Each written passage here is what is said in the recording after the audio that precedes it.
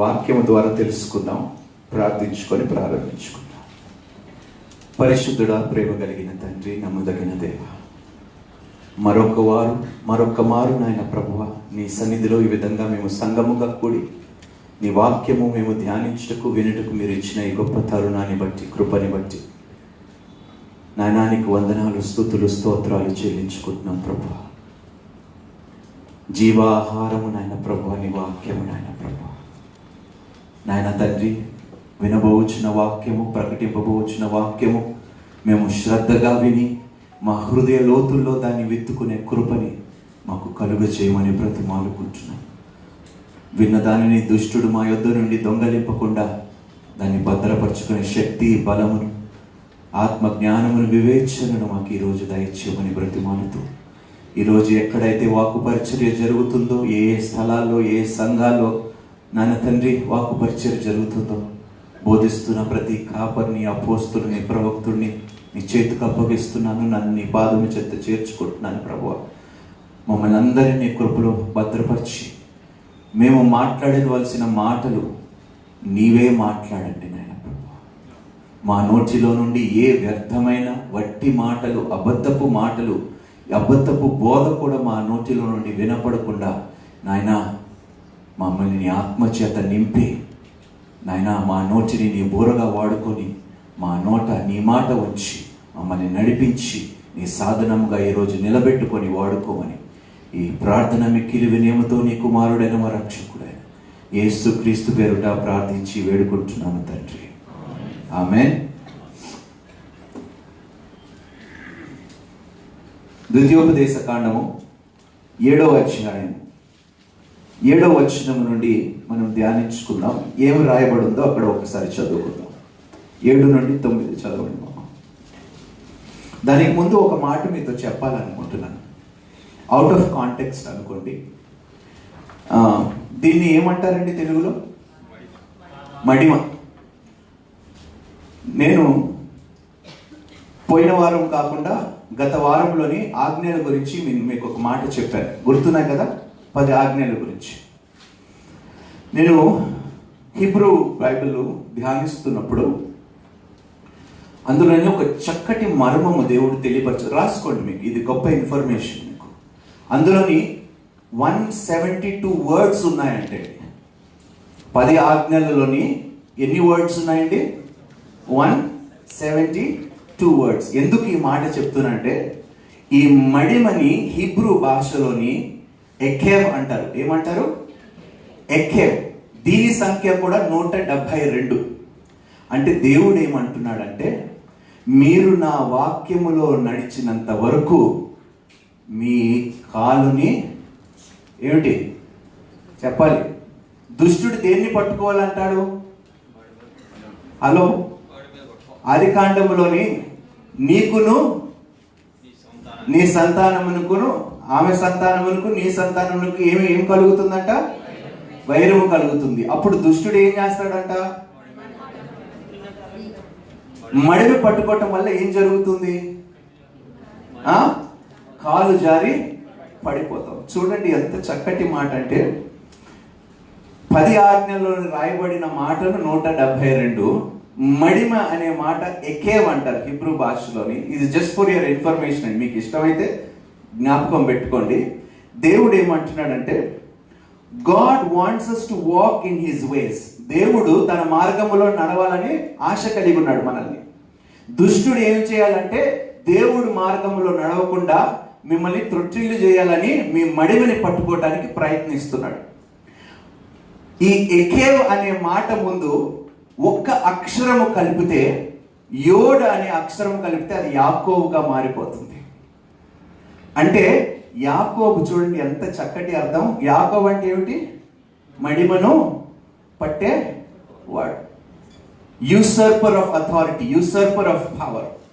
దేవుడు ఏం చెప్తున్నాడంటే, మీరు నా ఆజ్ఞలు గైకొని నా మాట అనుసారంగా మీరు నడిస్తే మిమ్మల్ని ఎవరు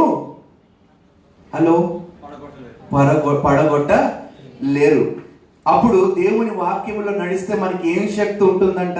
ఒక్కసారి చూద్దామండి. లూకా సువార్తలోని 10వ అధ్యాయం 19వ వచనం. దేవుడు ఎందుకు తన వాక్యములో మనల్ని నడవమంటున్నాడంటే, దేవుడు కొంచెం శక్తిని ఇస్తానంటున్నాడు. సహజంగా మనం ఏదైనా తొక్కాలంటే ఏం చేస్తామండి? ఏం వాడతాం?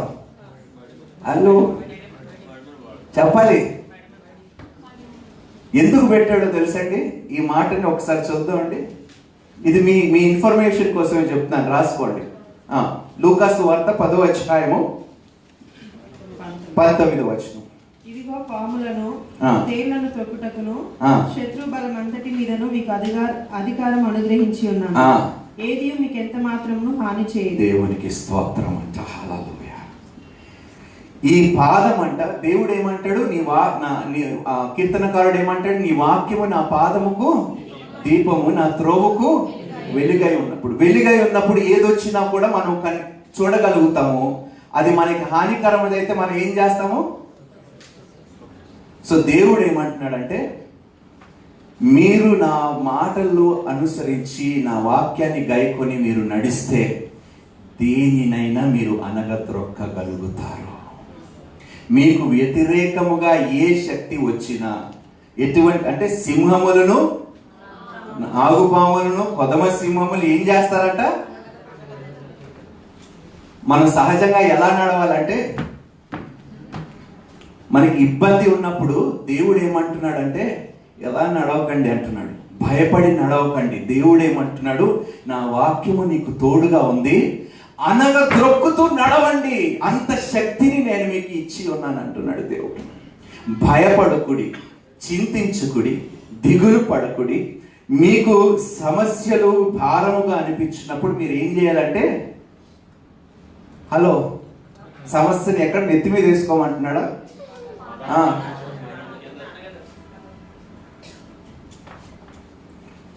అర్థమవుతుందమ్మా? యాక్చువల్గా ఒక వచనం ఉంది హీబ్రూ భాషలోని, యాక్చువల్గా బైబిల్లోని ట్రాన్స్లేషన్లో కొంచెం చేంజ్ వచ్చింది. 7:12లోని, ద్వితీయోపదేశ కాండము 7వ అధ్యాయం 12వ వచనంలోని అది ఇంగ్లీష్లోని ఇఫ్ అని ఉందండి. కింగ్ జేమ్స్ వర్షన్లోని అది ఇఫ్ అని ట్రాన్స్లేట్ చేసి ఉంది. ఈఎస్వి వర్షన్లోని బికాజ్ అని ఉంటుంది. బికాజ్ అంటే హిబ్రూ భాషలో ఏంటో తెలుసా? మడిమ. ఏమంటారు దాన్ని? మడిమ. మడిమ అంటే ఏమిటి చెప్పాలి? మీ కాలు. దేవుడు ఏమంటున్నాడంటే, నా వాక్యములో నడిచిన ప్రతి ఒక్కడికి నేను ఎంత శక్తిని, ఎంత బలము నేను ఇస్తానంటే వాడు దేనినైనా అనగద్రొక్కగలుగుతాడు. దేవునికి స్తోత్రము. అమ్మా, మనం సామాన్యులము కామమ్మా. పదే పదే అదే చెప్తూ ఉంటాను. 91వ కీర్తన ఏం చెప్తుంది? 91వ కీర్తనలో కాదండి, ఏమి త్రొక్కుదామో చదవండి ఒకసారి. నీవు సింహములను, నాగుపాములను త్రొక్కెదవు, కొదమ సింహములను భుజంగ. ఊహించుకోండి ఒకసారి. సింహముల్ని ఏం చేస్తావంట? సింహములు అంటే ఏమిటండి? సింహము దేనికి సాదృశ్యము? చెప్పాలి మీరు. సాతానుడు కూడా సాదృశ్యము. ఇంకా బలము చెప్పాలి. అరే, మిమ్మల్ని మృంగి వేసే శక్తులను మీరు ఏం చేస్తారంట? దేవుని వాక్యము చేత ఏం చేస్తారంట? వాటిని అనగద్రొక్కగలుగుతారంట. అది నేను చెప్పడం లేదు, దేవుని వాక్యం చెప్తుంది. ముందు ద్వితీయోపదేశ కాండం 7వ, జస్ట్ ఫర్ యువర్ ఇన్ఫర్మేషన్ అండి, 172 అనే సంఖ్య చాలా గొప్ప సంఖ్య అండి. 10 ఆజ్ఞలలో ఉన్న వర్డ్స్ 172. మడిమకి ఏమిటి అర్థము అంటే, దేవుడు ఏమంటున్నాడంటే, నీ పాదమునకు నా వాక్యము దీపమై ఉన్నది. నువ్వు వెలుగులో నడిచినంత వరకు దేనినైనా నువ్వు అనగా ద్రొక్కెదవు. దేవునికి స్తోత్రము. చదువుకుందామమ్మా. 7 to 9 చదవండి. డ్యూటెరోనమీ 7. మీరు ఈ విధులను విని వాటిని అనుసరించి నడుచుకుని ఎడల నీ దేవుడైన యెహోవా తాను నీ పితరులతో ప్రమాణము చేసిన నిబంధనను నెరవేర్చి నీకు పర్లేదండి, కంటిన్యూ చేయండి. ఆయన నిన్ను ప్రేమించి ఆశీర్వదించి అభివృద్ధి చేసి నీకిచ్చెదనని నీ పితరులతో ప్రమాణము చేసిన దేశములో నీ గర్భఫలమును భూఫలమైన నీ సస్యమును నీ ద్రాక్ష. దానికి ముందు ఒకసారి చదవండి మమ్మ, 9వ వచనం, మీరు మిస్ అయిపోయారు అది. కాబట్టి నీ దేవుడైన యెహోవా తానే దేవుడనియు తన్ను ప్రేమించి తన ఆజ్ఞలను అనుసరించి నడుచుకుని వారికి తన నిబంధనను స్థిరపరచువాడును, 1000 తరముల వరకు కృపచూపువాడును. ఒక్క నిమిషం అండి. ఆదాము నుండి క్రీస్తు వరకు ఎన్ని తరాలండి?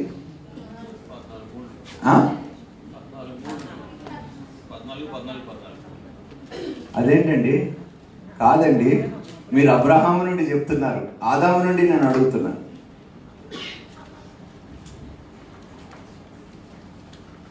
ఇక్కడ ఎన్ని తరాలకి దేవుడు కనికరము కృప చూపిస్తానంటున్నాడండి? ఆదాము నుండి మొదలుకొని మనము క్రీస్తు వరకు చూస్తే దాదాపు 61 లేకపోతే 63 తరాలు అయ్యాయి. అంటే 4,000 సంవత్సరాలు క్రీస్తు వచ్చినప్పుడు ఇప్పుడు వరకు ఎన్ని సంవత్సరాలు? 2000 సంవత్సరాలు. 61లో ఇంకొక 20 వేసుకోండి, ఎన్ని తరాలు అయ్యాయండి? లేకపోతే 30 వేసుకోండి, 90 తరాలు. కానీ ఇక్కడ ఎంతకాలం కనికరం చూపిస్తాడంటే దేవుడు లెక్కలేనంతండి. దేవునికి స్తోత్రం. అందుకని నేను ఎందుకు ఈ ప్రస్తావన చెప్తున్నానంటే, అమ్మ, మనిషి బ్రతికున్నంత వరకు మీరు కనికరించండి, మీరు కృప చూపించండి. ఎందుకంటే దేవుని కృప, దేవుని కనికరము నిత్యమై ఉన్నాయంటండి. ఎల్లప్పుడూ దేవుడు కనికరిస్తాడు. మనం బ్రతికున్నంత వరకు ఎంత పాపిష్టి వాని మీద అయినా కూడా దేవుని కనికరము ఉంటుంది. కాబట్టి అందుకని ఈ మాట మరొకసారి మీకు జ్ఞాపకం చేస్తున్నాను. మీలో అనేక మంది మీ బంధువులతో కానీ, మీ కుటుంబీకులతో కానీ, లేకపోతే మీ ఇంటి వారితో కానీ, మీ స్నేహితులతో కానీ సమాధానము లేకుండా, కనికరించకుండా, కృప చూపించకుండా ఒకవేళ మీరు బ్రతుకుతున్నారంటే దేవుడు అంటున్నాడు, ఎవరైతే నన్ను ప్రేమిస్తారో. దేవుణ్ణి ప్రేమించడం అంటే ఏమిటండి?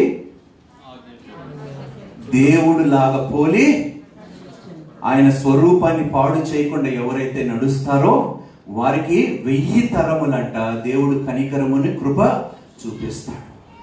ఎంతమంది దేవుణ్ణి ప్రేమిస్తున్నారు? చేతులు ఎత్తండి. అందరు మంచి క్రైస్తవులు. God bless you. నిజముగా మీరు దేవుణ్ణి ప్రేమిస్తున్నారంటే మీలో అసూయ కానీ, ద్వేషము కానీ, కోపము కానీ ఇవి లేకుండా మీరు ఏం చూపిస్తారో తెలుసా? కనికరముని చూపిస్తారు. ఎంతవరకు అంటే మీ కుటుంబీకులు బ్రతికున్నంత వరకు, వారు మారు మనసు పొందుకునే వరకు, వారు మీకు కీడు చేసిన ప్రతిఫలముగా మీరు వారిని కనికరించి కృప చూపించి దేవుని తట్టు త్రిప్పటానికే ప్రయత్నిస్తారు. కానీ మీరు వారిని ఏమాత్రమో, అమ్మ, దేవుడు ఎవరైనా ఆయన దగ్గరకు వచ్చిన వారిని త్రోసిపుచ్చుతాడా? మన దగ్గరకు వచ్చిన మన కుటుంబాన్ని త్రోసి వేసామా లేదా?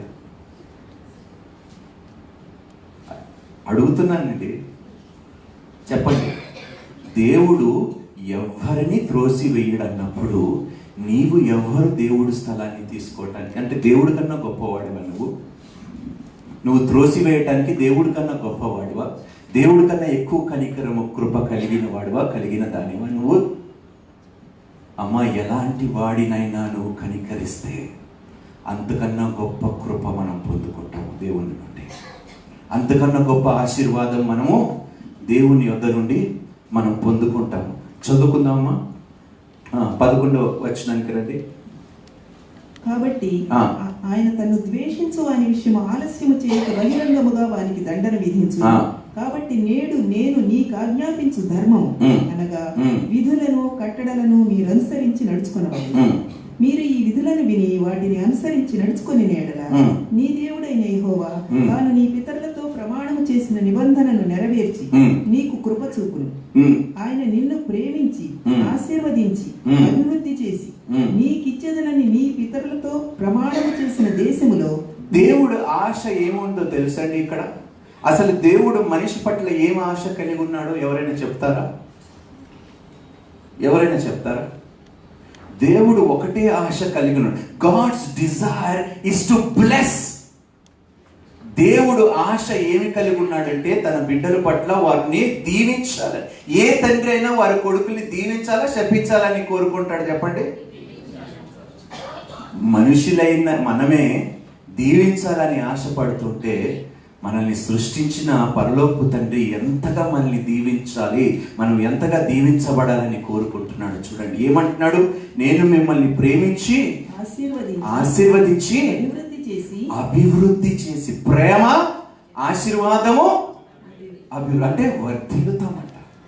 దేవుడు ఎప్పుడైతే మనల్ని ప్రేమిస్తాడో దేవుడు మనల్ని ఆశీర్వదిస్తాడు. ఆశీర్వాదము పొందుకుంటే మనము వర్ధిల్లుతాము. ఒకవేళ మనము మన జీవితంలో వర్ధిల్లలేకపోతున్నామంటే మీరు మిమ్మల్ని, మీ ఆత్మను, మీ యొక్క ప్రవర్తనను పరిశీలించుకోవలసిన అవసరం ఉన్నదండి. ప్రభువా, నీ ప్రేమ పొందుకున్నవాడు ఆశీర్వదింపబడతాడన్నావు, వాడు వర్ధిల్లుతాడన్నావు. కానీ నేను ఏ ఆశీర్వాదము పొందుకోలేకపోతున్నాను, నేను వర్ధిల్లలేకపోతున్నానంటే తప్పు నాలోనే ఉంది, నా ప్రవర్తనలోనే ఏదో లోటు ఉంది. కాబట్టి నేను చేరుకోవలసిన స్థలానికి నేను చేరుకోలేకపోతున్నాను. ప్రభువా, అది ఏమిటో నాకు కనపరచు.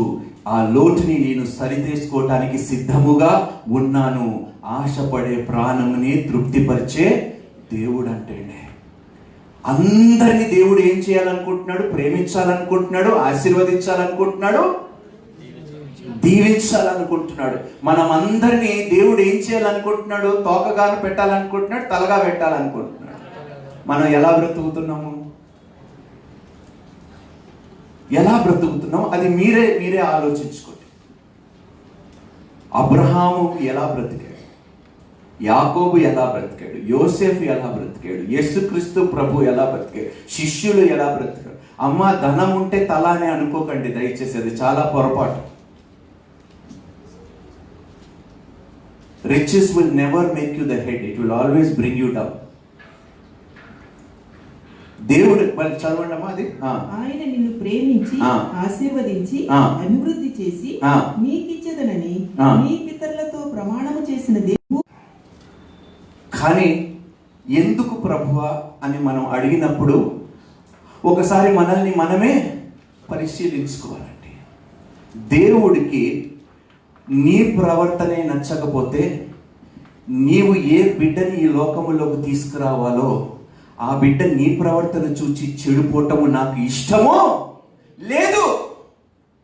నీ వలన ఇంకొక ఆత్మ నశించిపోవటము నాకు ఇష్టము లేదు. కాబట్టి ఆ కార్యముని నేను ఆపుచున్నాను. నీవు మారే వరకు, నీవు నాకు లోబడే వరకు, నీవు నాకు సంపూర్ణంగా విధేయురాలుగా ఉన్నప్పుడు నీ గర్భఫలముని నేను, నా ప్రేమని పొందుకోవటానికి నువ్వు అర్హుడు అయితే సమస్తము పొందుకోవటానికి నువ్వు అర్హుడివి. చాలా సింపుల్ అండి. Are we worthy of receiving God's love? We are not worthy. But by His grace we have received that love. ఈ రోజు మనము అయోగ్యులైన ఉన్న మనల్ని యోగ్యులుగా ఎంచి తన కృప ద్వారా ఆయన ప్రేమ పొందుకునేలాగా చేసిన తర్వాత కూడా ఆయన ప్రేమని తృణీకరిస్తున్నామంటే అంతకన్నా దౌర్భాగ్యం ఈ లోకములో ఏది ఉండదండి. అంత గొప్ప ప్రేమ, the agape love, the greatest love that any man can receive. ఈ ప్రపంచములో పొందుకున్నది అంత గొప్పదానికన్నా ఏది లేదండి దేవుని ప్రేమ పొందుకున్నది. అలాంటి ప్రేమని కూడా నువ్వు అర్థం చేసుకోకపోతే, అలాంటి ప్రేమ కూడా నువ్వు నోచుకోకపోతే, అలాంటి ప్రేమని నువ్వు తృణీకరిస్తున్నావంటే నువ్వు దేనికి అర్హుడివి, దేనికి అర్హురాలివి, నువ్వు ఏమి పొందుకోవాలి? నిన్న ఒక బైబిల్ స్టడీకి వెళ్ళినప్పుడు ఒకటే మాట చెప్తున్నా. ఆ అంశంలో నేను మాట్లాడింది ఏంటంటే, 3 వేషధారులు ఉన్నారంట. సమాజ మందిరములో వేషధారులు ఉన్నారంట, నీతి కార్యాలు చేసే వేషధారులు ఉన్నారంట, ఉపవాసము చేసే వేషధారులు ఉన్నారంట. అది నేను చెప్పడం లేదు. ఎక్కడున్నారంటే వేషధారులు? హలో, మందిరాల్లోనే ఉన్నారంట. అమ్మా, అది మనము కాదు అని దేవునికి నిరూపించాలమ్మా. మనం అటువంటి వారము ప్రభువా. ఒకవేళ పెళ్ళైన వారు ఎవరున్నారండి? అవును, అయిన వారే. అవని వారి గురించి నేను అసలు మాట్లాడాను. ఓకే, సిస్టర్ గారు, మీ పేరు? శాంత కుమారి గారు. మీ భర్త మిమ్మల్ని ప్రేమించకపోతే, కూర్చోండి దయచేసి, మీ భర్త మిమ్మల్ని ప్రేమించకపోతే మీరు ఏం చేస్తారండి?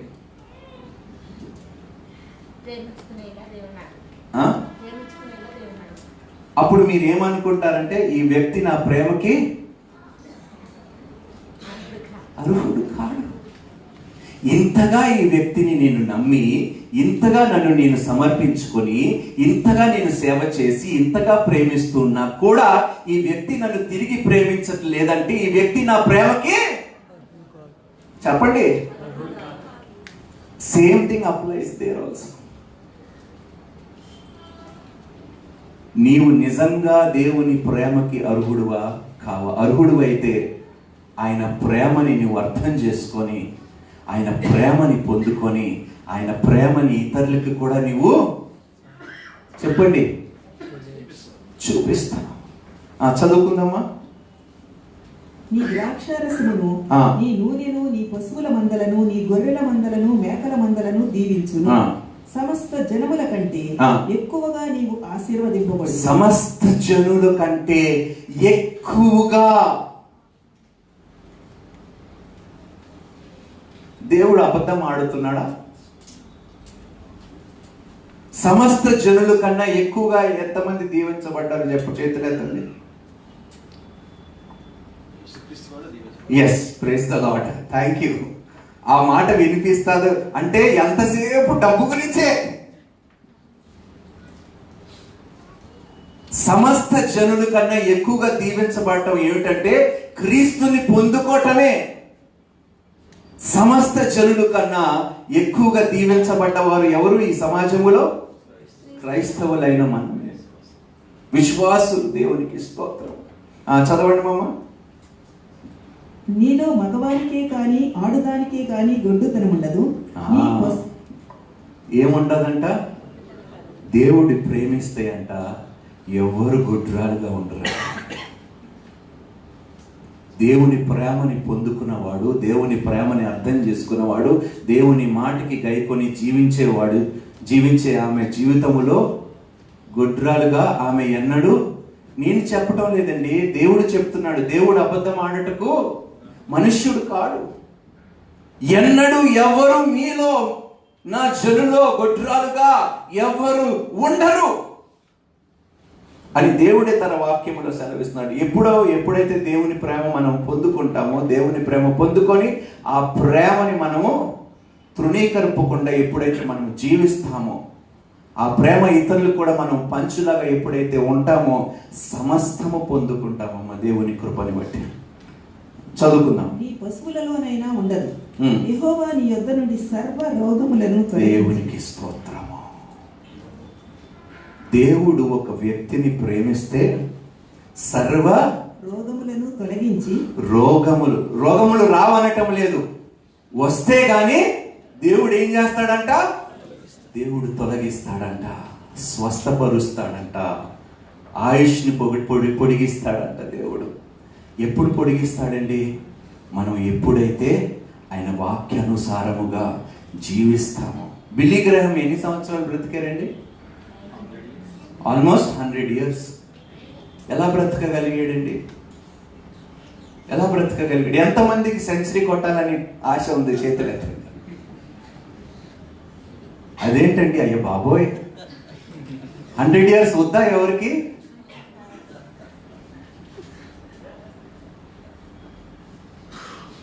నేను అత్యధిక జీవమును వచ్చుటకు వచ్చానంటే క్రైస్తవులు జీవము కోరుకోవటం లేదండి. చూడండి,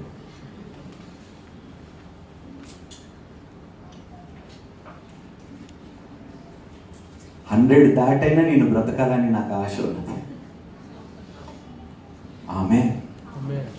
ఎందుకో తెలుసండి, కనీసం వచ్చే తరాలకైనా ఒకవేళ సువార్త ప్రకటించడానికి ఎవరు ఉండకపోతే ఆ ముసలితనంలోనైనా నేను సువార్త ప్రకటించే కృప పొందుకుంటానని మాత్రమే నేను దేవుణ్ణి ఆయుష్ని అడుగుతున్నానండి. మరి ఏ ఉద్దేశం కోసం కాదు, డబ్బు సంపాదించడం కోసం కాదు నేను బ్రతకాలనేది కోరుకుంటున్నది. రైట్, చదువుదామా. నీ విరిగిన ఐగుప్తులోని కఠినమైన క్షయవ్యాధులన్నిటినీ నీకు దూరపరిచి నిన్ను ద్వేషించు వారందరి మీదికి వాటిని ఇప్పుడు 8వ అధ్యాయం కొద్దాం, మొదటి వచనం నుండి చదువు. మీరు బ్రతికి అభివృద్ధి నుండి యెహోవా మీ పితరులతో ప్రమాణము చేసిన దేశమునకు పోయి దాన్ని స్వాధీనపరుచుకున్నట్టు నేడు నేను నీకు ఆజ్ఞాపించిన ఆజ్ఞలన్నిటినీ అనుసరించి నడుచుకొనవలెను. మరియు నీవు ఆయన ఆజ్ఞలను గైకొందువో లేదో నిన్ను శోధించి నీ హృదయములో ఉన్నది తెలుసుకొనుటకు. చదవండి. నిన్ను అణచు నిమిత్తమును అరణ్యములో ఈ 40 అండర్లైన్ చేసుకోండి. నిన్ను పరీక్షించటానికి, నిన్ను శోధించటానికి, నీ హృదయములో ఉన్నది తెలుసుకోవటానికి అరణ్యమైన పరిస్థితుల్లోని దేవుడు నిన్ను నడిపిస్తాడంట. అరణ్యములో చెప్పండి, నీళ్లు ఉండవు, అరణ్యములోని నీడ ఉండదు, దాచుకోవటానికి ఎక్కడ ఏమీ ఉండదు, ఎండ దెబ్బ నుండి మనం తప్పించుకోలేము, రాత్రి చలి నుండి మనం తప్పించుకోలేము. భయంకరమైన శోధనలోకి దేవుడు మనల్ని నడిపిస్తాడు. ఎందుకు నడిపిస్తాడో తెలుసండి, అక్కడే నీ నిజాయితీ దేవునికి తెలుస్తుంది. పరీక్షలు ఎందుకు పెడతారండి అండి? ఒకవేళ ఇక్కడ చదువుకున్న వాళ్ళు ఎంతమంది ఉన్నారు చేతులు ఎత్తండి. పరీక్షలు లేకుండా ఉద్యోగాలు పొందుకుంటే బాగుంటుందా? చెప్పండి. ఎందుకు? నేనంటాను పరీక్షల్ని తీసేయాలి. చదువు రాకపోయినా చదువు వచ్చినా వాడికి ఉద్యోగం ఇవ్వాల్సిందే. మీరు ఒప్పుకుంటారా? మీకు ఒక రూలు, దేవుడికి ఒక రూలు. నేను ఎందుకు ఈ మాట చెప్తున్నానంటే, పరీక్షలోని నడిపించకపోతే మన విశ్వాసం ఏంటో దేవునికి మనము తెలియపరచలేమమ్మా. అందుకనే మీరు ఏ పరీక్షలోని నడిపింపబడుతున్నారో తెలియదు, ఏ కఠిన పరిస్థితులను మీరు ఎదుర్కొంటున్నారో తెలియదు, ఎటువంటి ఎడారిలో మీరు ఉన్నారో, ఎటువంటి ఇబ్బందుల్లోని, ఇరకాటల్లోని, అప్పుల్లోని, అవమానాల్లోని, శోధనలో మీరు బ్రతుకుతున్నారో నాకు తెలియదు. కానీ మీరు అనవలసింది ఏంటో తెలుసా? ఈ సమయంలో శ్రమ కలుగుతా. ఎప్పుడైతే నీవు ఆ మాట అనగలుగుతావో, నీ పరీక్ష పాస్ అయిపోయి నువ్వు ఏం పొందుకుంటావు? దేవుని యొక్క ఆశీర్వాదము, దేవుని యొక్క దీవెన. యేసుక్రీస్తు ప్రభువు కూడా పరీక్ష పాస్ అవ్వాలి. మధ్యలో కానీ యేసుక్రీస్తు ప్రభు తను అప్పగించిన పని విడిచిపెట్టి ఉంటే మన పరిస్థితి ఏమిటి? యేసుక్రీస్తు ప్రభు ఎక్కడికి వెళ్ళాడండి? ఎక్కడ శోధింపబడ్డాడు? అరణ్యములో శోధింపబడ్డాడు. నీళ్లు లేవంట యేసుక్రీస్తు ప్రభువుకి, తిండి లేదంట యేసుక్రీస్తు ప్రభువుకి. మంచి ఆకలి మీద ఉన్నప్పుడు దుష్టుడు వచ్చాడంట. ఒకవైపు దేవుడు శోధిస్తున్నాడు, ఒకవైపు దుష్టుడు శోధిస్తున్నాడు. రెండు వైపుల శోధనలోని ఒకటే మాట అన్నాడు, సాతానా నీకు తెలియదా, ఇలా రాయబడి ఉన్నది, దేవుణ్ణి నీవు శోధించకూడదని. ఎంత గొప్ప మాట ప్రభువా. ఈరోజు నేను చెప్తున్నాను ప్రభువా, ఒకవేళ నా పరిస్థితి ఇంత దారుణంగా, ఇంత దీనంగా, ఇంత దరిద్రంగా ఉన్నదంటే నేను అర్థం చేసుకున్నది ఏంటంటే, నువ్వు నన్ను పరీక్షిస్తున్నావు ప్రభువా. నువ్వు పరీక్షలో పెట్టేవంటే ఆ పరీక్షని పాస్ అవ్వటానికి శక్తిని కూడా నీవే అనుగ్రహిస్తావు. నా దేవుడు మూర్ఖుడు కాడండి. నీవు చెయ్యలేకపోతే దేవుడు ఆ కార్యము నీకు అప్పగించుడు. నువ్వు చెయ్యగలిగితేనే దేవుడు నిన్ను పరీక్షలోకి పెడతాడు. నువ్వు ఎప్పుడైతే సిద్ధముగా ఉన్నావో పరీక్షలోకి వెళ్ళటానికి, అప్పుడే నిన్ను దేవుడు పరీక్షిస్తాడు. మనుషులలా కాదు, నువ్వు సిద్ధంగా ఉన్నావో లేవో వాళ్ళకి అనవసరం. నేను డేట్ ఫిక్స్ చేశాను, నువ్వు పరీక్ష పాస్ అవ్వాల్సిందే. కానీ దేవుడు ప్రేమ ఎంత గొప్పదంటే అండి, he knows when you are ready. He knows మీకు ఎప్పుడు రెడీగా ఉన్నారో, మీరు ఎప్పుడు అమ్మా మీరు నిజంగా నమ్మవలసింది ఈరోజు ఏమిటంటే, ఈరోజు నేను శ్రమని ఎదుర్కోగలుగుతాను కాబట్టి దేవుడు నన్ను ఈ శ్రమలో నడిపించాడు. ఈ శ్రమని నేను జయించగలుగుతానని దేవునికి నా మీద విశ్వాసం ఉంది కాబట్టి, నా దేవుని విశ్వాసం నేను ఒమ్ము చేయకుండా ఈ శ్రమలో నేను నిలకడగా, నిబ్బరముగా నేను నిలబడి జయాన్ని నేను పొందుకుంటాను. ఎందుకు పొందుకుంటానో తెలుసా? యుద్ధము పరీక్ష నీదైనా కూడా పరీక్షలో పోరాటం చేసేది నీ తరఫున ఎవరు? నీ దేవుడే అమ్మా. అందుకని నమ్మండి, కృంగిపోకండి.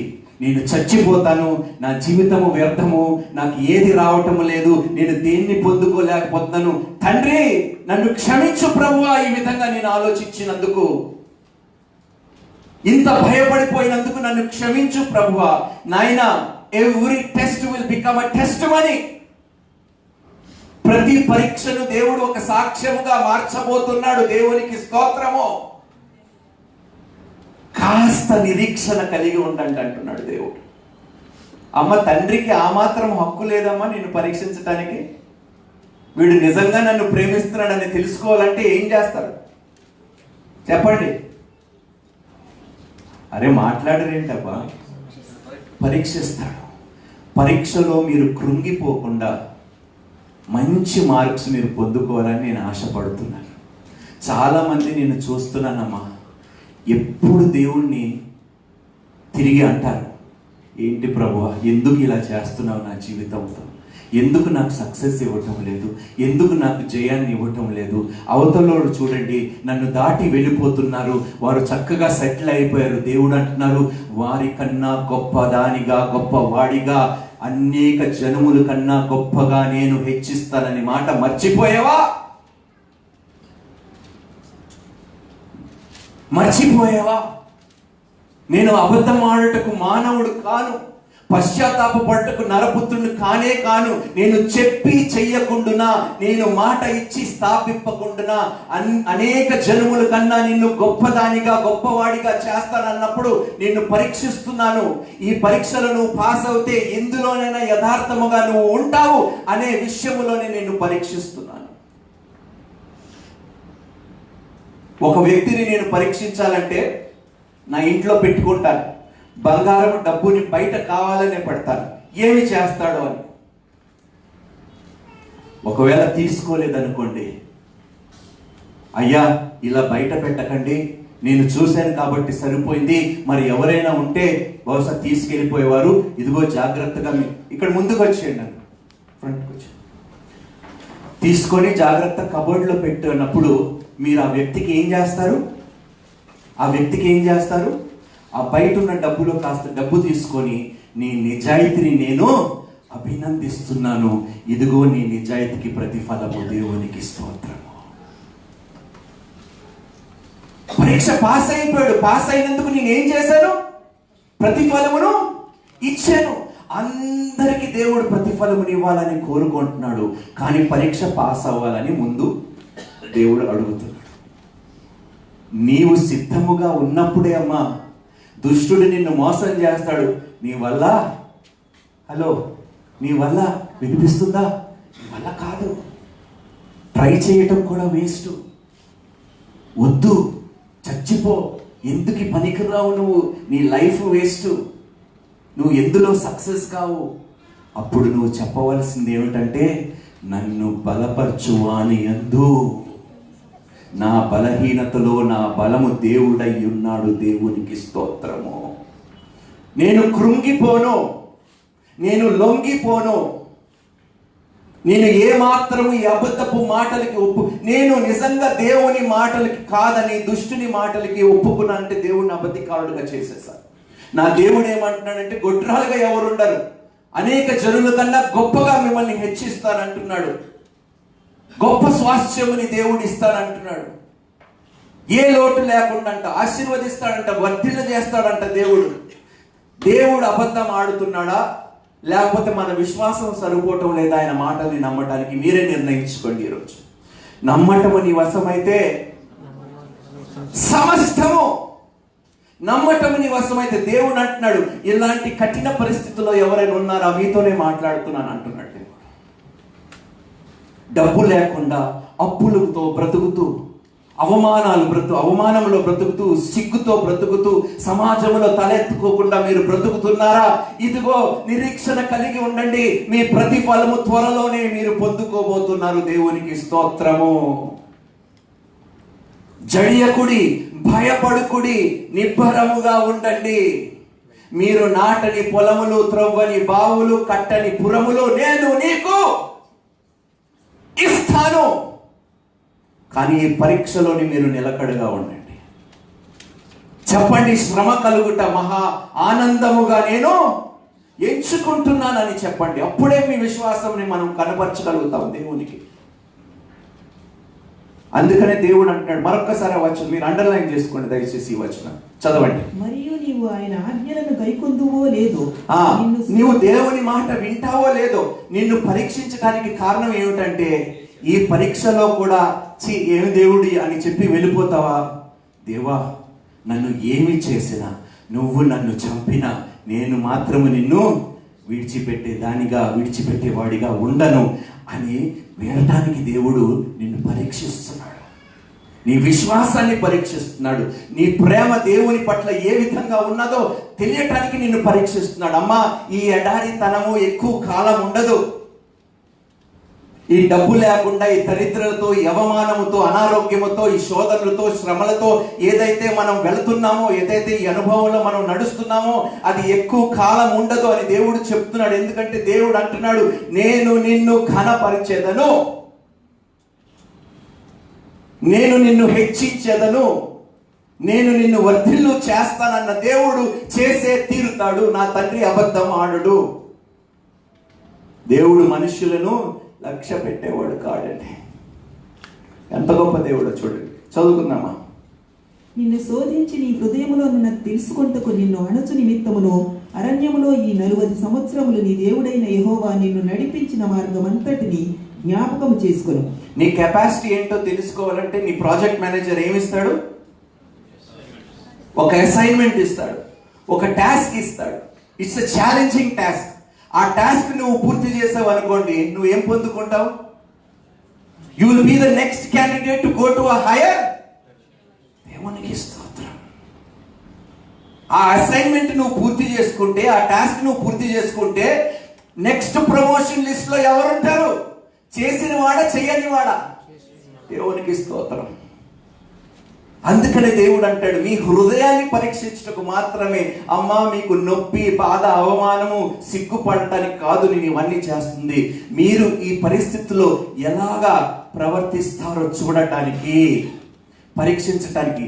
చాలా స్పష్టంగా. అందుకనే ఈరోజు ధైర్యముగా ఉండండి. ఏ పరిస్థితుల్లో మీరు వెళ్తున్నారో నాకు తెలియదు. చాలా మంది కృంగిపోతున్నారమ్మా. చాలా మంది బాధపడిపోయి ఆత్మహత్యలు చేసుకోవడానికి కూడా వెనకాడటం లేదు. దేవా, ఈ పరీక్ష నీవే నన్ను దాటిస్తావనే విశ్వాసం నాకుంది ప్రభువా. ఏ సత్క్రియ నాలో దేవుడు ప్రారంభించాడో క్రీస్తు దినం వరకు అంట అది కొనసాగిస్తాడంట. దేవునికి స్తోత్రం. మధ్యలో ఆపేడంట ఆ సత్క్రియని. నీతిమంతులకు శ్రమలు అధికముగా ఉంటాయంట. దేవునికి స్తోత్రం. ఎక్కువ నీతి, ఎక్కువ శ్రమ. అయ్యో బాబోయ్, నేను నీతిమంతుడిగా ఉండనైతే అండి అని మాత్రం అనకండి దయచేసి.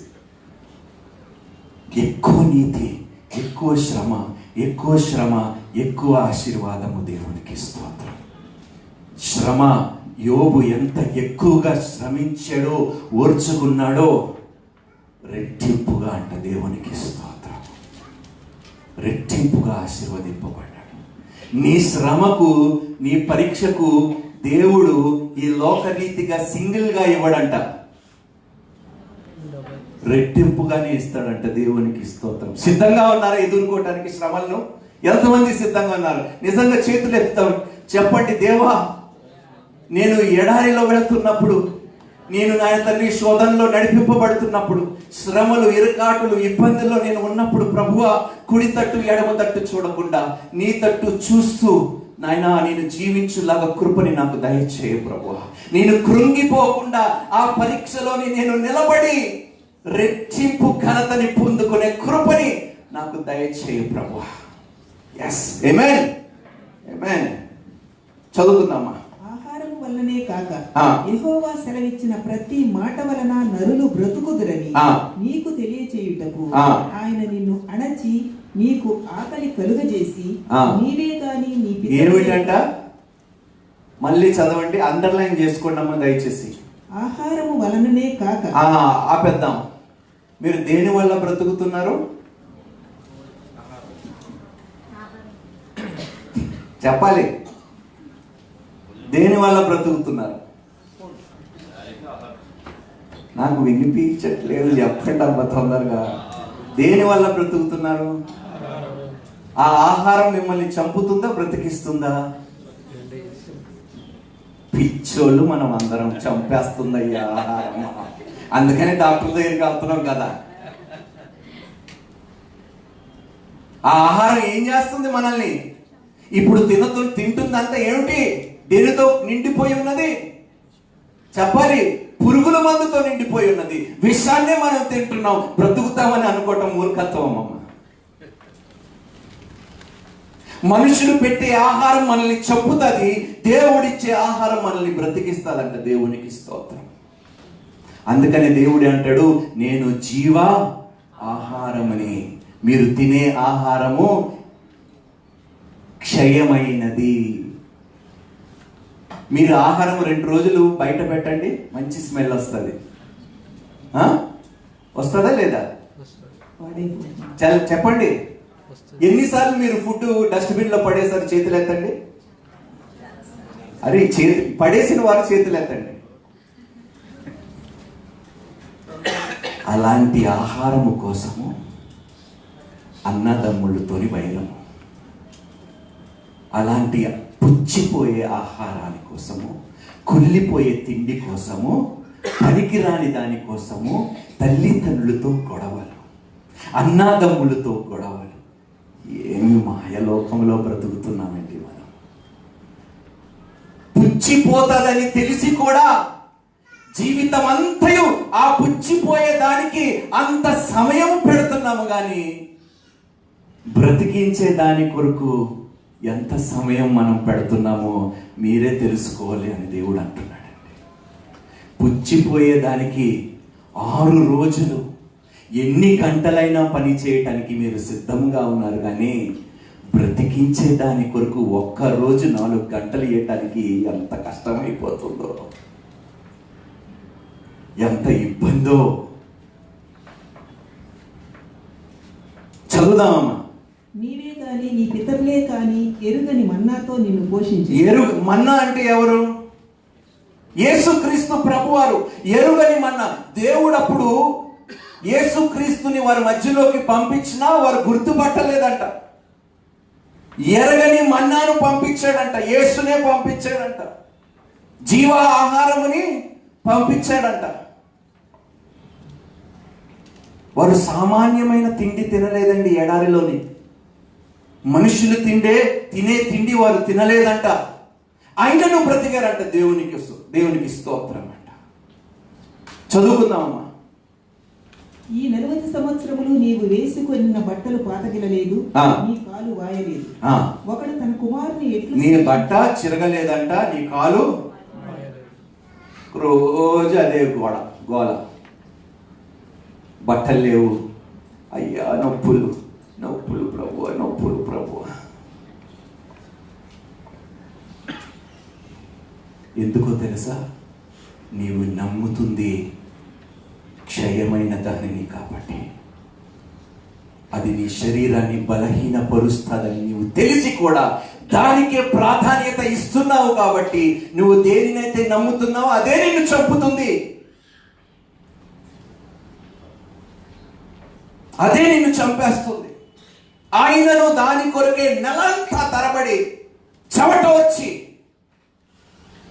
గొడవలు పడి సమాధానాన్ని చంపేసుకొని శాంతిని విడిచిపెట్టి అది పొందుకోవటానికి ప్రయాసపడుతున్నాం మనం.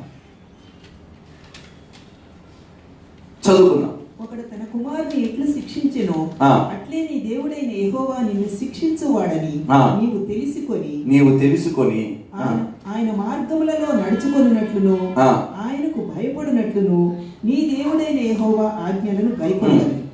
నీ దేవుడైన యెహోవా నిన్ను మంచి దేశములో ప్రవేశపెట్టును. అది నీటి వాగులను లోయలలో నుండి కొండలలో నుండి పారు. ఇక్కడ ఒక ముందు జీవాహారం గురించి మనం మాట్లాడాం కాబట్టి ఒకసారి యోహాను పత్రిక 6వ అధ్యాయం 26వ వచనం నుండి 35వ వచనం వరకు చదువుకుందాం. అక్కడ జరిగిన సంఘటన ఏమిటంటే, యేసుక్రీస్తు ప్రభువారు 5 రొట్టెలు 2 చేపలు అద్భుతం చేసిన తర్వాత పడవ మీద వెళ్ళిపోయి వేరే ప్రాంతానికి వెళ్ళారు. యేసుక్రీస్తు ప్రభువుని వెతుక్కుంటూ వచ్చారు. అమ్మా యేసయ్య మీరు ఇక్కడ ఉన్నారా అని. అప్పుడు యేసయ్య అంటున్నాడు, మీరు ఎందుకు వచ్చారో నాకు తెలుసు, మళ్ళీ తిండి పెడతారనే ఆశతో వచ్చారు తిండి పోతున్నారు. ఫ్రీ అంటే మనం వదులుతామా చెప్పండి? చదువుకుందాం అసలు అక్కడ. యేసు, మీరు సూచనలు చూచడం వలన కాదు, కానీ రొట్టెలు భుజించి తృప్తి పొందడం వల్లనే నన్ను వెతుకుచున్నారని మీతో నిజంగా చెప్పుచున్నాను. ఎంత ఘోరమైన మాట దేవుని నోట్లో వినడానికి. ఏమంటున్నాడు? మళ్ళీ చదవండి, అందరు చదవండి. ఏమంటున్నాడు? యేసు, మీరు సూచనలను చూచటం వలన, అంటే అద్భుతము చేసినా కూడా అది అనవసరం. ఆ అద్భుతములో ఏమొచ్చింది? తిండి వచ్చింది, గదే కావాలి మాకు. అద్భుతాలు చేసేవాడు అవసరం లేదంట, తిండి పెట్టేవాడు మాకు కావాలి.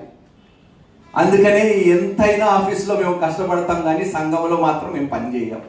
సంఘంలో మాకు ఫుడ్ పెట్టరు, సంఘంలో అన్ని ఫ్రీగా చేయాలి.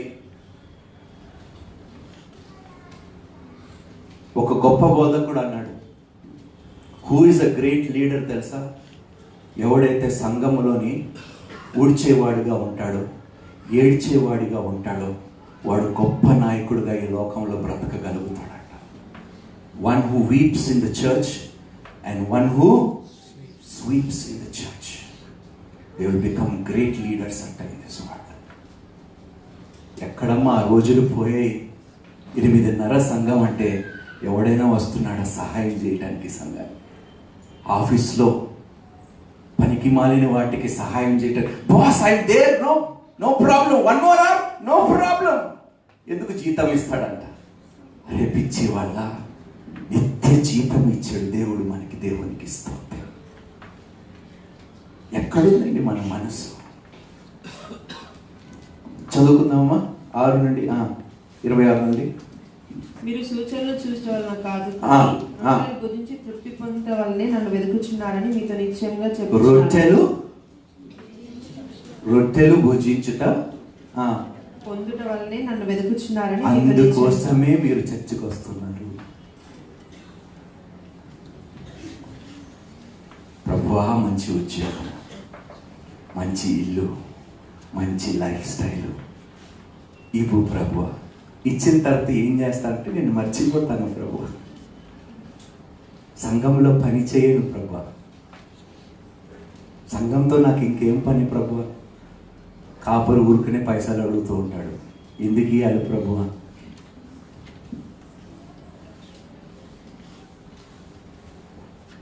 చదవండి.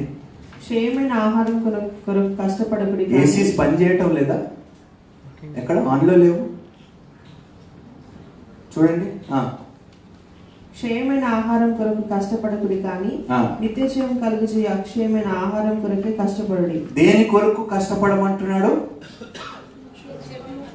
నాకు వినిపించలేదు సంగమా. అక్షయమైన ఆహారం అంటే ఏమిటి?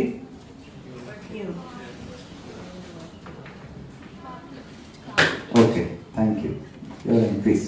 ఎస్, అక్షయమైన వాటి గురించే మీరు. కష్టంగానే ఉంటుందమ్మా దేవుని సత్యమైన వాక్కు వినటానికి, ఇబ్బందికరంగానే ఉంటుంది. ఏంటి బ్రదర్ ఇలాగ చంపేస్తున్నాడు మమ్మల్ని, బాధేస్తున్నాడు బ్రదర్ మమ్మల్ని.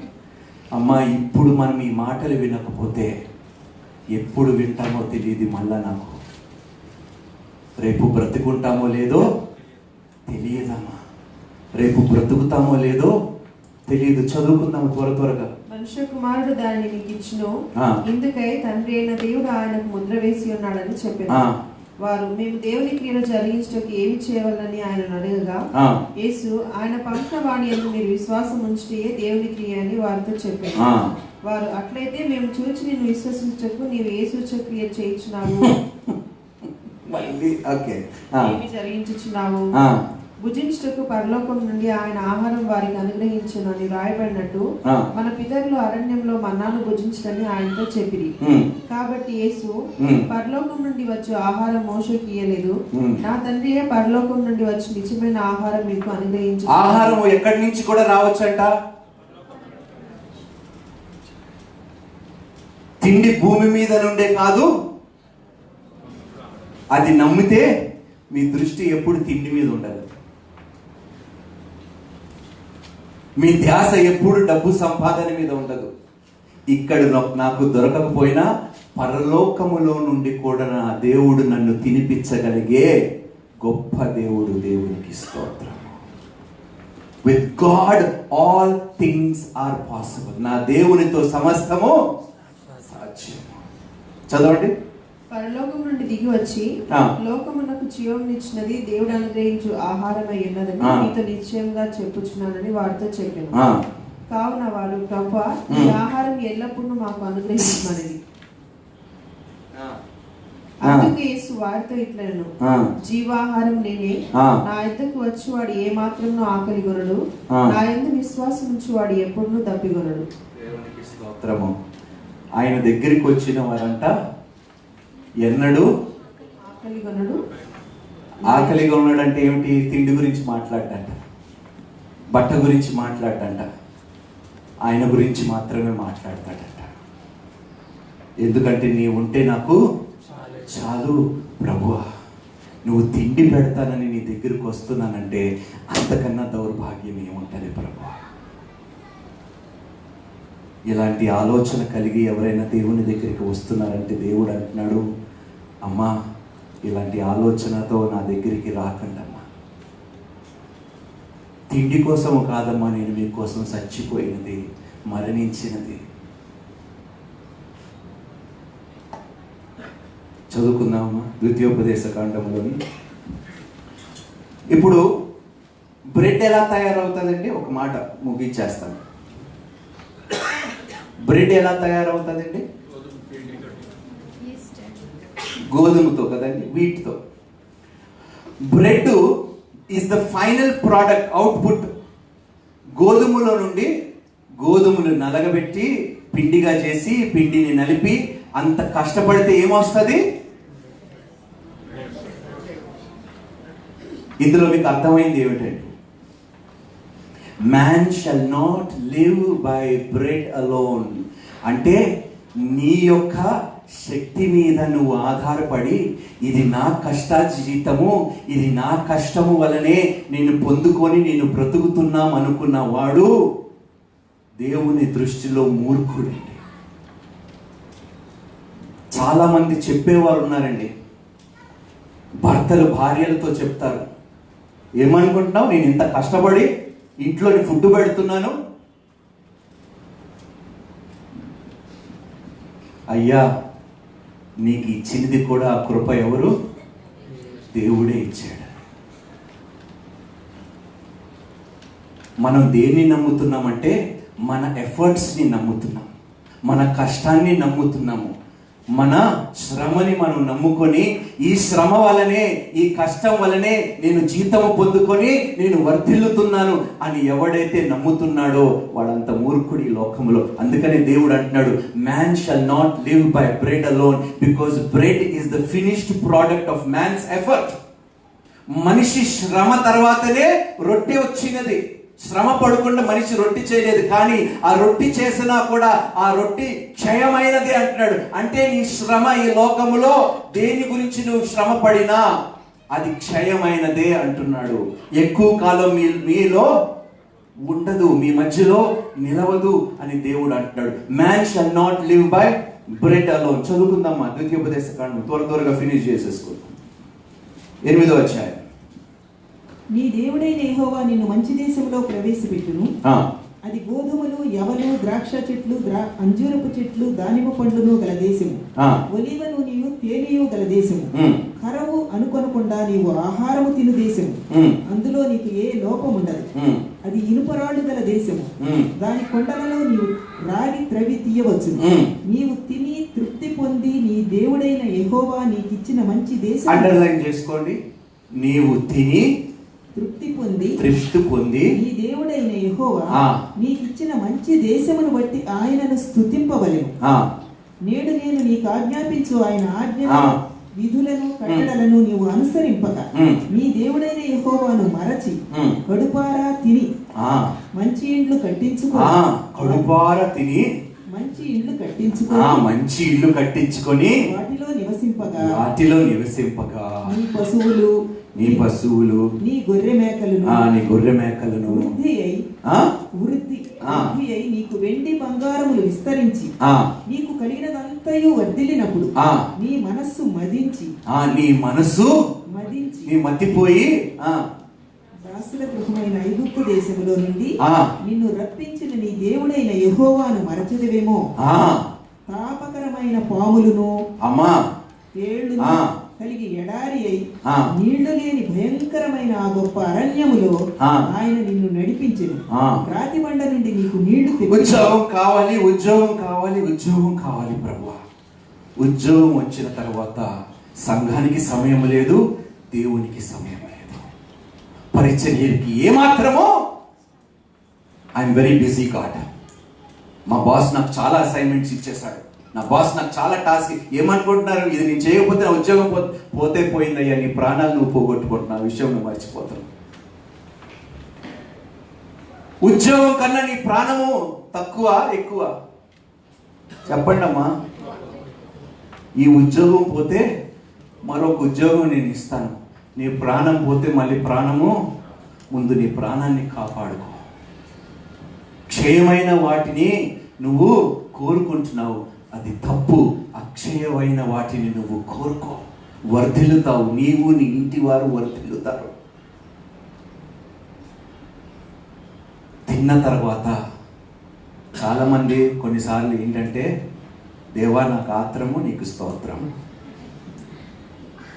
తినేటప్పుడు కూడా దేవుడిని జ్ఞాపకము చేసుకోలేని క్రైస్తవులు మన మధ్యలో ఉన్నారండి.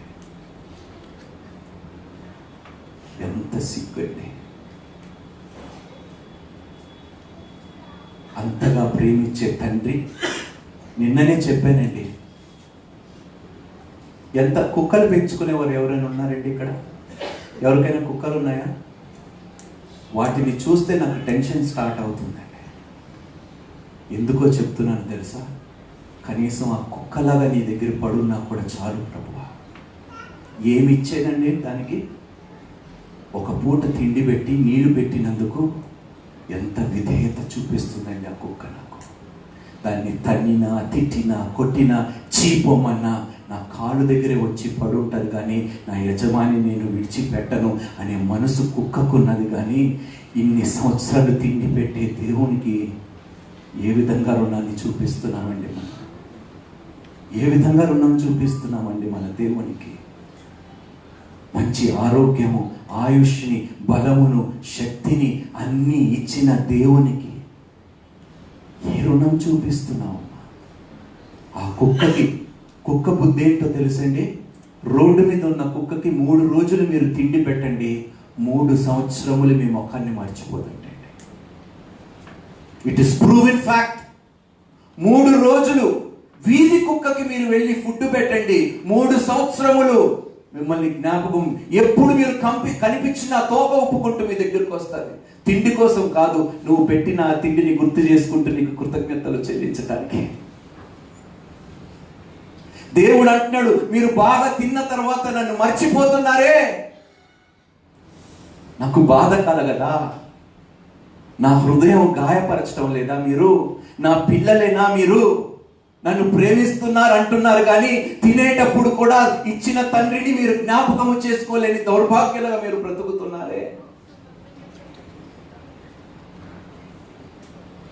ప్రశ్నిస్తున్నాడమ్మ దేవుడు, మనల్ని అడుగుతున్నాడు, ఏ పాటి వారమై ఉన్నాము? తండ్రి నిజంగా నిన్ను ప్రేమిస్తున్నాము అంటున్నాము, కానీ అది ఎంతవరకు నిజమో నాకే తెలియటం లేదు ప్రభు. చదువుకుందాం. రాతి బండ నుండి నీకు నీళ్లు తెప్పించెను, తుదకు నీకు మేలు చేయవలనని నిన్ను అణచుటకును శోధించుటకును నీ పితరులు ఎరుగని మన్నాతో అరణ్యమున నిన్ను 16 నుండి.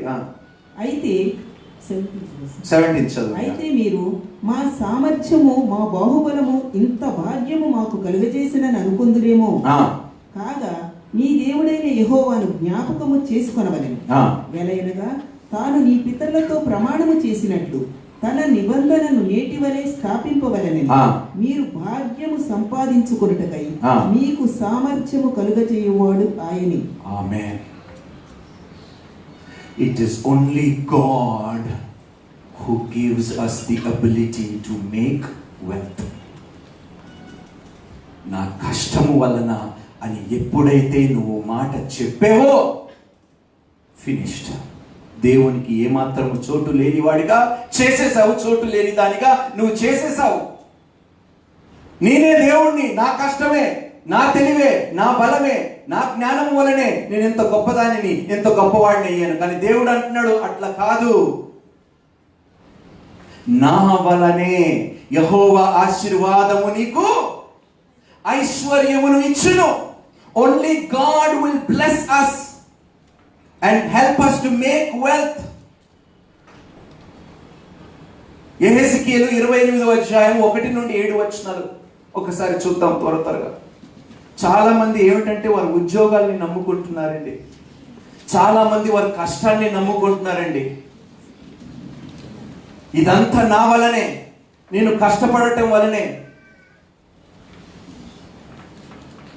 సంఘంలో వెళ్ళి చెప్తారు, నేను కష్టపడి కానుకలు ఇస్తూ ఉంటే మీరు ఏం చేస్తున్నారు? మీరు ఎవరండి కష్టపడుతున్నది?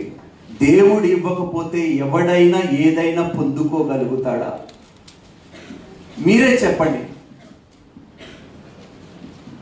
ప్రాణం మనకి ఎవరిచ్చిందండి? వినిపిలే. శక్తిని ఎవరిచ్చారు?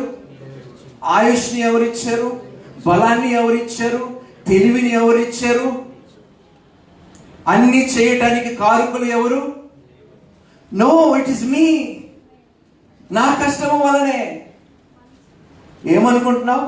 I'm CEO, I'm general manager, I'm manager. నా పొజిషన్ తెలుసుకొని నువ్వు మాట్లాడు. ఎవరితో మాట్లాడుతున్నావు నీకు తెలుసా? ఒక పాపిష్టి వాడితోనే, ఒక మూర్ఖుడితోనే మాట్లాడుతున్నానని చెప్తున్నాను ఈరోజు. పొజిషన్స్ని బట్టి, తనకున్న ధనాన్ని బట్టి తనను తాను హెచ్చించుకున్న వాడిని మూర్ఖుడే అంటాను నేను. ఎందుకంటే వాడు తన బలాన్ని నమ్ముకుంటున్నాడు, ఇది తన వల్లనే సాధ్యమైందని నమ్ముకుంటున్నాడు వాడు. అందుకనే నేను వాడు అడిగినప్పుడు నన్ను ఏమనుకుంటున్నా అంటే, అరే ఫూల్ అంటాను. ఇర్మియా 9వ అధ్యాయం 23వ వచనం. ఇర్మియా 9వ అధ్యాయం 23వ వచనం. యెహోవా ఇలాగు సెలవిచ్చుచున్నాడు, జ్ఞాని తన జ్ఞానమును బట్టి, శూరుడు తన శౌర్యమును బట్టి అతిశయింపకూడదు, ఐశ్వర్యవంతుడు తన ఐశ్వర్యమును బట్టి అతిశయింపకూడదు. అతిశయించువాడు దేనిని బట్టి అతిశయింపవలెననగా, భూమి మీద కృప చూపుచు నీతి న్యాయములు జరిగించుచున్న యెహోవాను నేనే అని గ్రహించి నన్ను పరిశీలనగా తెలుసుకొనుటను బట్టియే అతిశయింపవలెను. దేవునికి స్తోత్రం. మీ జవాబు వచ్చేసింది మీకు. టైం ఎంత అయిందండి? అట్టి వాటిలో నేను ఆనందించువాడనని, ఓకే, అట్టి వాటిలో నేను ఆనందించువాడనని యెహోవా సెలవిచ్చుచున్నాడు. చివరిగా ఒకటి చెప్తాను, ఎందుకు ముగించబడటం లేదు. లూకాసు వార్త 12వ అధ్యాయం. ఆ రోజు మనం ఉపవాస ప్రార్థనలో మాట్లాడుకున్న విషయం 12వ అధ్యాయంలోని 13 అనుకుంటాను కదా. చూడండి, లూకాసు వార్త 13 నుండి, యాక్చువల్గా ఇక్కడ చదువు 16 నుండి చదువు. నా కొట్లు విప్పి మరియు ఆయన వారితో ఈ ఉపమానం చెప్పాను. ఒక ధనవంతుని భూమి సమృద్ధిగా పండెను. ఒక ధనవంతుని భూమి సమృద్ధిగా పండెను. అప్పుడతడు నా పంట సమకూర్చుకొనుటకు నాకు స్థలము చాలదు కనుక నేనేమి చేతునని తనలో తాను ఆలోచించుకొని నేను ఇలాగ చేతును, నా కొట్లు విప్పి వాటికంటే గొప్ప వాటిని కట్టించి అందులో నా ధాన్యం అంతటిని, నా ఆస్తిని సమకూర్చుకొని నా ప్రాణమా అనేక సంవత్సరములకు విస్తారమైన ఆస్తి నీకు సమకూర్చబడి ఉన్నది, సుఖించుము. చాలా మందికి ఏంటంటే గవర్నమెంట్ జాబ్ వచ్చేసింది అనుకో లైఫ్ సెటిల్ అనుకుంటున్నారు. పిక్చర్ ఉన్నారు మన మధ్యలో, తప్పుగా అనుకోకండి. గవర్నమెంట్ జాబ్ వచ్చేస్తే నా లైఫ్ సెటిల్ అయిపోతుంది. పాస్టర్ గారు గవర్నమెంట్ జాబ్ కోసం ప్రేయర్ చేయండి. రేపు బ్రతుకుంటావో లేదో కూడా తెలియదు పిచ్చివాడా. నీ ఉద్యోగం నిన్ను బ్రతికిస్తాదని ఎప్పుడైతే నువ్వు ఆశపడ్డావో ఆ ఉద్యోగాన్ని కూడా నువ్వు అర్హుడివి కావు, అర్హురాలివి కూడా కావు. ఎందుకంటే దేవుని కన్నా ఉద్యోగం మీద నువ్వు ఆధారపడుతున్నావు కాబట్టి. ఫూల్స్ అంటున్నాడు దేవుడు. నువ్వు ఆధారపడవలసింది నిన్ను రక్షించిన ఆ రక్షకుడు మీద, ఒక్కని మీదనే, నీ ఉద్యోగాల మీద కాదు. నీ ఉద్యోగం తిండి పెడతాదేమో కానీ నీ దేవుడు నిన్ను కాపాడగలుగుతాడు, నిత్య జీవము ఇవ్వగలుగుతాడు, నీ యావత్తు అనారోగ్యము నుండి నిన్ను కాపాడగలుగుతాడు, సమస్తము చేయగలుగుతాడు. నీ ఉద్యోగము నిన్ను చంపివేస్తుంది. శ్రమలు, శోధనలు, కష్టము, అవమానాలు, నష్టాల్లోనే నీ ఉద్యోగం చేసిన వాళ్ళు ఎంతమంది సంతోషం అన్నారు? చేతులు ఎత్తండి అంటే ఎవడు చేతులు ఎత్తాడు? బాబో ఏం ప్రార్థన చేయమంటారు? ఉద్యోగం వచ్చింది. ఏం ఉద్యోగం పాస్టర్, ఎందుకు అడిగారు నాకే తెలియదు అంటారు తర్వాత. ఇలాంటి ఆలోచన కలిగిన వారు చాలా మంది ఉన్నారమ్మా. నా లైఫ్ సెటిల్ అయిపోతుంది పాస్టర్ గారు, ప్లీజ్ ఈ జాబ్ కోసం ప్రేయర్ చేయండి. అరే నీ లైఫ్ సెటిల్ చేసేది నీ ఉద్యోగం కాదు, పరలోకములో నా తండ్రి మాత్రమే. దేవునికి స్తోత్రము. నా దేవుడు ఒక్కడే నిన్ను స్థిరపరచగలుగుతాడు. నువ్వు భూమి దిగంతముల వరకు చెదరగొట్టబడిన అక్కడ నుండి సమకూర్చి ఎక్కడైనా నిన్ను నిలబెట్టుకొని తలగా నిన్ను లేపగలుగుతాడు నా దేవుడు. నీ ఉద్యోగం కాదమ్మా, నా దేవుడు ఒక్కడే నిన్ను గొప్పవాడిగా చేయగలుగుతాడు. అందుకని అబ్రహాం అంటాడు షాలెము అక్కడ ఆ రాజుతోని ఏమంటాడు, నీ దగ్గర నుంచి నేను ఏదైనా తీసుకుంటే రేపు నువ్వు చెప్తావు నా వల్లనే అబ్రహాము గొప్పవాడు అయ్యాడు. కానీ నేను చెప్తున్నాను, నేను గొప్పవాడు, నన్ను గొప్పవాడు చేయగలిగినది నా దేవుడు ఒక్కడే. ఎవడికి కావాలి నీవు ఇచ్చే ముష్టి సొమ్ము?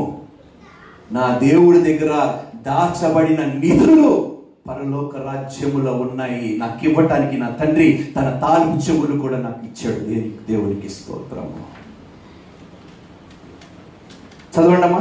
సుఖించుము, తినుము, త్రాగుము, సంతోషించమని చెప్పుకొందు ననుకొని. అయితే దేవుడు వెర్రివాడా, ఫూల్, యు ఫూల్ అంటాడు ఇంగ్లీష్ లో. You think you will live happily with this job or with this positions, with your money? You think your life is settled? Give me your life today. Give me your తెలుగులో చదవండి చక్కగా అంటాడు. వెర్రివాడా, ఈ రాత్రి నీ ప్రాణం నడుగుతున్నారు. Finished, అయిపోయింది. వాడు సంపాదించిందంతా ఇంకేం చెప్పను. సంపాదించినదంతా, అన్ని సంవత్సరాల కోసం కష్టపడినది, అన్ని సంవత్సరాల కోసం సమాధానం పోగొట్టుకొని, అన్ని సంవత్సరాలు శాంతిని విడిచిపెట్టి, అన్ని సంవత్సరాలు ఇంటిలో గొడవలు పడి, దేనికోసం గొడవ పడ్డాడంటే ఒక్క క్షణములో పోగొట్టుకునే దానికోసము కుటుంబాల్ని వేరు చేసుకున్నారంట మూర్ఖులు. ఒక్క క్షణములో పోయే దానికోసము బంధత్వమును తెంచి వేసుకున్నారు. ఒక్క క్షణములోనే ఎందుకు పనికి రాకుండా పోయే ధనము కోసము దేవుణ్ణి విడిచిపెట్టి లోక సుఖాలు పొందుకుంటున్నారు. అమ్మా, దేవుడు చాలా సూటిగా మాట్లాడుతున్నారు ఈరోజు మనతోనే. మీ ఉద్యోగాలు మీరు నమ్ముతున్నారా? మీ ధనాన్ని మీరు నమ్ముతున్నారా? మీ తిండిని మీరు నమ్ముతున్నారా? దేవుడు అంటున్నారు, ఇద్దరు యజమాని మీరు సేవించలేరు, సేవించకూడదు. దేవుడినైనా సిరినైనను దేవుడినైనను. నా ఉద్యోగం నేను సెటిల్ అయిపోతాను అని ఎప్పుడైతే ఈ ఆలోచనలతో మీరు ప్రార్థన చేస్తారో ఆ ఉద్యోగం మీకు వచ్చినా రాకపోయినా వేస్ట్. చెప్పండి, ప్రభువా తండ్రి, ఈ ఉద్యోగం వల్ల నాయనా నాకు ఆయాసకరమైన విషయములు ఏదైనా జరుగుతుందంటే నాకు ఈ ఉద్యోగం ఇవ్వద్దు ప్రభువా అని చెప్పగలిగే విశ్వాసం మీలో ఉండాలి. ప్రభువా ఈ ఉద్యోగం వల్ల నేను చెడ్డవాడిగా మారిపోయి నేను మర్చిపోతే ఈ ఉద్యోగం నాకు వద్దు ప్రభు. ఆకలితోనైనా చచ్చిపోతాను కానీ నిన్ను మాత్రం విడవను ప్రభువా. చెప్పండి, అలాంటి విశ్వాసము దేవుడు అడుగుతున్నాడు. I'm willing to forsake anything for you lord. నీ కోసము దేనినైనా త్యాగము చేయడానికి నేను సిద్ధముగా ఉన్నాను ప్రభు. ఎందుకంటే అంతగా నువ్వు ప్రేమించి నీ కుమారుడు నన్ను పంపించావు, నా కొరకు పంపించావు ప్రభు. Right, I would request my choir to come. 2 నిమిషాలు ప్రార్థించుకోండి మౌనంగా. విన్న మాటలను బట్టి మీరే అడగండి ప్రభు. నా మనసులో నేను అనేక మార్లు అనుకున్నాను తండ్రి, ఆయన నాకు ఒక మంచి జాబ్ వచ్చి నేను సెటిల్ అయిపోతాను, నా లైఫ్ అంతా సెటిల్ అయిపోతుంది అనుకున్నాను ప్రభువా. నాయన ఎంత మూర్ఖుడునో నన్ను క్షమించు ప్రభువా. నాయన నీవు మాత్రమే నా లైఫ్ని స్థిరపరచగలుగుతావు, నా ఉద్యోగం కాదు ప్రభువా. ధనము సంపాదించుకోవడానికి నీవు కృప ఇవ్వకపోతే నేను ధనము కూడా ఎలా సంపాదించుకుంటాను?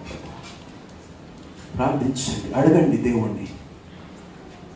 ఆయన ఎన్నడూ ఇలాంటి పిచ్చి ప్రార్థనలు చేయను ప్రభు. తండ్రి నీ చిత్తమైతే ఈ ఉద్యోగం పొందుకుంటే, ఈ ఉద్యోగం ద్వారా 10 మందికి నేను మేలు చేస్తానని నీకు విశ్వాసం ఉంటే ఈ ఉద్యోగం నాకు ఇవ్వు ప్రభువా. అంతేగాని నేను తిని నిన్ను మర్చిపోవటానికి మాత్రం ఈ ఉద్యోగం వస్తుందంటే నాకు వద్దు ప్రభువా, ఏమాత్రం వద్దు ప్రభు.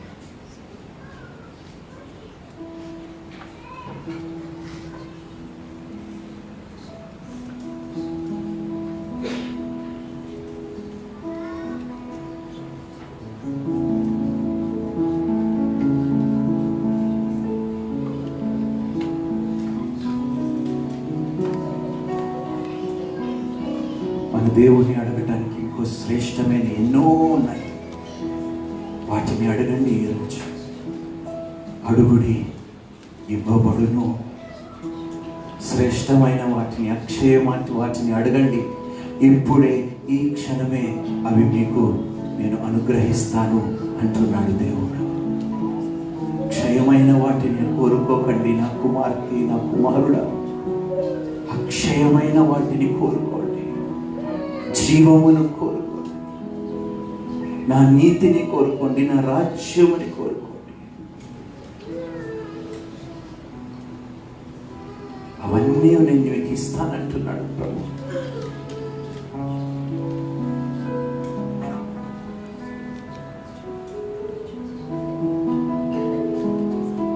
నీ చిత్తము మాత్రమే జరుగును కాక. నాయన నా చిత్తము కాదు, నా ఆలోచన కాదు, నీ ఆలోచన నిలువును కాక. నీ చిత్తము మాత్రమే నా జీవితంలో నెరవేరును కాక. నీ ఆలోచన నా పట్ల హానికరమైనవి కావు తండ్రి, క్షేమకరమైనవి మాత్రమే ప్రభు. నా ఆలోచనలు నాకు హాని తెస్తాయి కానీ నీ ఆలోచనలు నా పట్ల ఏమాత్రము కీడు చేయవు ప్రభు, ఏమాత్రము కీడు చేయవు.